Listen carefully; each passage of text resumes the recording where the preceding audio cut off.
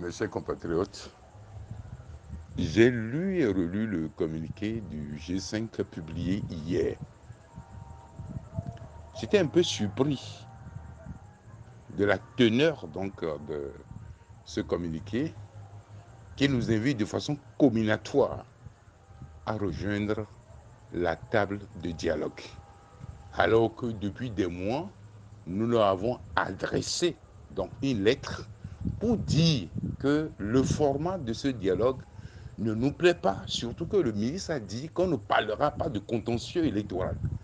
Si eux-mêmes reconnaissent aujourd'hui qu'il y a une grave crise politique dans le pays, eh bien, il faut savoir quelles sont les causes qui ont provoqué et qui nourrissent cette grave crise politique dans le pays.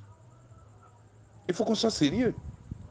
En aucun moment dans la rencontre Mme Adjango Brigitte et ses collègues ont eu avec le G5, on n'a jamais parlé d'aller à la table de négociation.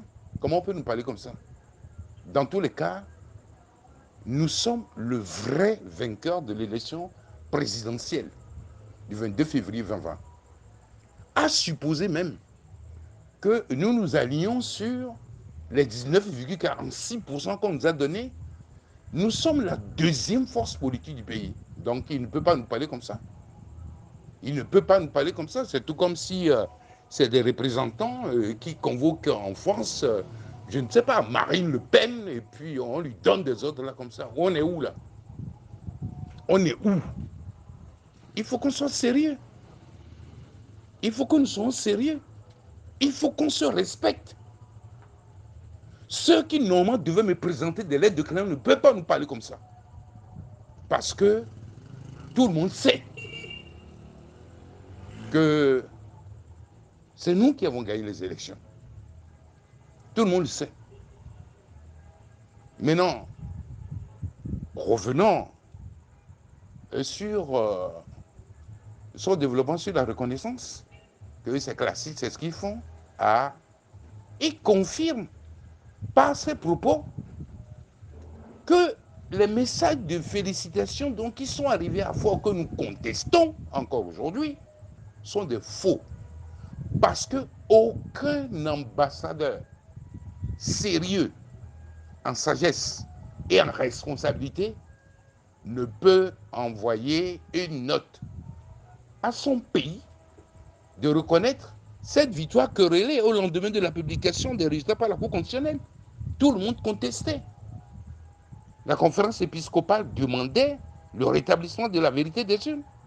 L'ambassadeur des États-Unis, par le département d'État, demandait aussi un recomptage des voix, bureau de vote par bureau de vote. Il faut qu'on soit sérieux.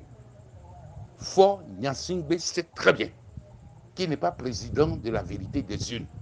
Il est président de la manipulation de la CENI et de la Cour constitutionnelle et également des réseaux extérieurs. Mais c'est terminé tout ça. C'est terminé. S'il a gagné à 70%, regardez depuis le début de cette nouvelle mandature, comment du moins la terreur pèse sur le pays. Ceux qui ont voté pour toi à 70 ans, c'est eux que tu terrorises. Aucune manifestation de contestation des résultats n'a été autorisée. Celui qui a gagné les élections dit que tu ne réclames plus. Si tu réclames, tu vas en prison. Soyons sérieux. Nous respectons l'Europe. Nous respectons donc le monde occidental, mais un peu de respect également donc pour notre pays. Un peu de respect pour notre peuple. Un peu de respect pour ceux qui ont voté pour nous. Faure n'a pas gagné les élections. Vous pouvez faire toutes les contorsions possibles. Il n'a aucune légitimité. La légalité n'est forte que lorsque la légitimité est réelle, factuelle, soutenue. Voilà ce que je voulais dire. Et qu'on ne nous parle pas comme ça. De quel droit? De quel droit? Parce qu'on est ambassadeur dans un pays. Il faut qu'on soit sérieux.